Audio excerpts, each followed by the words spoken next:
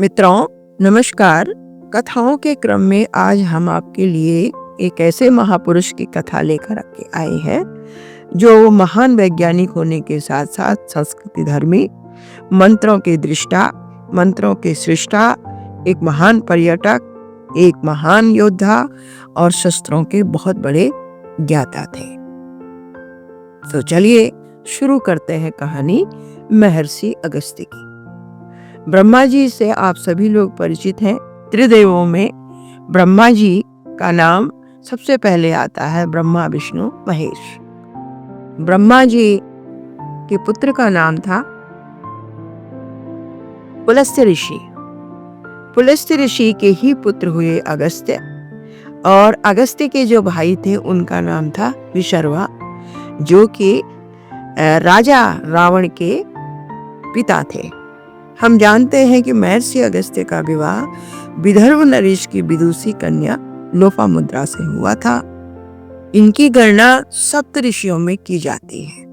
सप्त ऋषि, आपने आकाश में सप्त ऋषि मंडल देखा होगा जिसमें 7 तारे होते हैं। उन्हीं तारों में से एक तारे का नाम अगस्त्य ऋषि के नाम पर रखा गया है, और ये तारा सप्त ऋषि मंडल में सबसे चमकीला तारा होता है। और ये कहा जाता है कि जब ये तारा बहुत अधिक चमकता है उस समय वर्षा कम होती है, और जब ये तारा मंद रहता है उस समय वर्षा खूब होती है। इसका कारण ये है कि अगस्त्य ऋषि के लिए प्रसिद्ध था कि उन्होंने समुद्र को पी डाला था, तो समुद्र उनकी चमक को देख करके उस समय धीमा पड़ जाता है और वर्षा की गति कम हो जाती है। भगवान शंकर के ये शिष्य रहे हैं, और उनके श्रेष्ठ शिष्यों में ऋषि अगस्त्य का नाम सबसे प्रथम लिया जाता है। महर्षि अगस्त्य का व्यक्तित्व तो कई विशेषताओं से भरा पड़ा था, और उनमें उनकी सबसे पहली विशेषता जो ये थी कि उन्होंने मंत्र तो बनाए ही बनाए, साथ ही उन्होंने मंत्रों की शक्ति को अपने नेत्रों से स्पष्ट रूप से देखा था।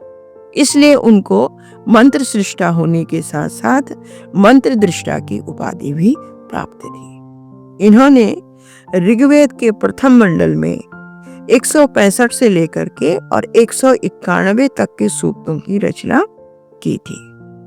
हम इनके महान कार्यों को कुछ प्रसंगों के द्वारा देख सकते हैं। इनमें पहला प्रसंग आता है विंध्याचल का। विंध्याचल के पहाड़ियों से हम अच्छी तरह से परिचित हैं। हुआ यह कि विंध्याचल संसार में सबसे ऊंचा बनना चाहता था। वह चाहता था कि मेरी ऊंचाई मेरु पर्वत से भी बढ़कर हो जाए, और इसी इच्छा की पूर्ति के कारण वह अपनी ऊंचाई को निरंतर बढ़ाता चला जा रहा था।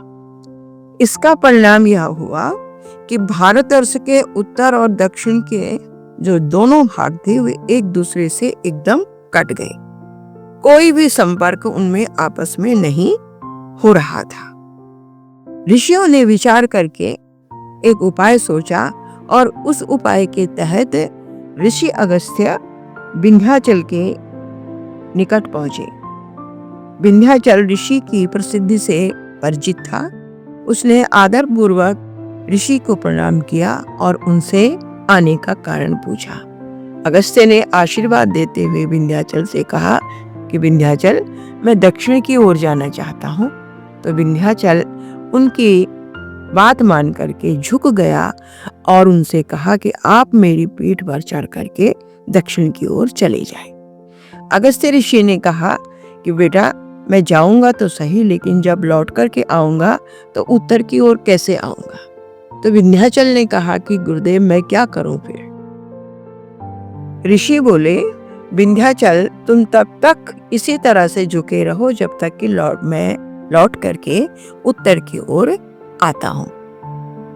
कहते हैं कि अगस्त्य लौटकर उत्तर नहीं आए और दक्षिण में ही अपना कार्य करते रहे। यही कारण है कि उत्तर भारत की अपेक्षा दक्षिण में अगस्त्य ऋषि की मान्यता बहुत अधिक है।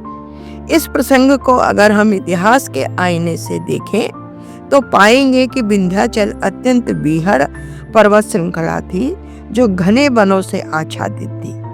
अगस्त्य ने लोपामुद्रा और शिष्यों के साथ विंध्याचल से दक्षिण की ओर जाने का मार्ग बनाया तथा दक्षिण की जातियों को उन्नत किया। उत्तर भारत तथा दक्षिण भारत में मेलजोल बढ़ाया। मान्यता है कि भगवान राम ने भी अगस्त्य से वनवास में भेंट की थी और उनसे ये पूछा था कि ऋषिवर, मैं अपना आश्रम कहाँ पर बनाऊं? तब अगस्त्य ऋषि ने उनको सुझाव दिया कि तुम पंचवटी में अपना आश्रम बनाओ और राक्षसों के साथ जो है द्वंद्व करो, तथा साथ ही उन्होंने उन्हें एक मंत्र विद अक्षय तूरीण दिया था। अक्षय तूरीण का अर्थ है कि उसके बाण कभी भी समाप्त नहीं होते थे और उसी तूरीण की सहायता से भगवान राम ने रावण पर विजय प्राप्त की थी। दूसरा प्रसंग जो आता है अगस्त्य ऋषि की शक्ति को लेकर के हमारे सामने, वह है इल्विल और वातापी का प्रसंग। ये दोनों भाई बहुत ही दुष्टता से कार्य करते थे। इन्होंने राजाओं को सताने का एक नया तरीका निकाला था। वातापी और इल्विल को संजीवनी विद्या आती थी। वातापी ब्राह्मण भोज का आयोजन राजाओं के यहाँ करवाता था और इल्विल को मारकर उसका मांस भोजन में मिलाकर ब्राह्मणों को खिला देता था।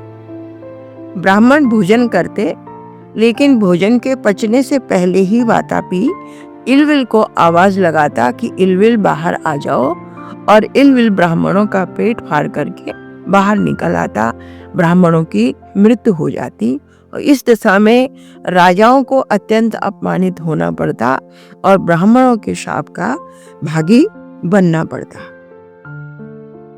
ऐसे में कुछ राजाओं ने, जिनमें राजा श्रुतवा, बृहदस्थ आदि राजा प्रमुख थे, उन्होंने अगस्त्य से सहायता मांगी।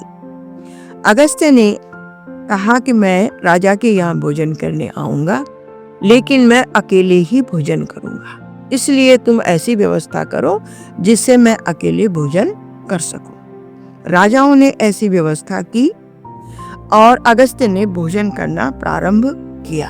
अगस्त्य की जठराग्नि बहुत तीव्र थी। भोजन करने के साथ ही साथ वह उसे पचाना शुरू कर देती थी। इल्विल के पेट में जाते ही अगस्त्य ने उसको पचाना शुरू कर दिया और जैसे ही भोजन पूरा हुआ, भोजन के साथ साथ इल्विल भी अगस्त्य के पेट में पच गया। वातापी बाहर से आवाज लगाने लगा, लेकिन इल्विल वापस नहीं आया क्योंकि वह पच चुका था।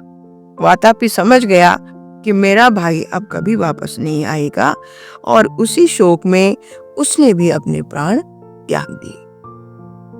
इस प्रकार राजा लोग बड़े सुखी हुए और दुष्ट वातापी तथा इल्विल का अंत हुआ। इस प्रसंग को इस प्रकार भी समझा जा सकता है कि ऋषि अगस्त्य विद्वान होने के साथ ही साथ एक परम पराक्रमी योद्धा भी थे।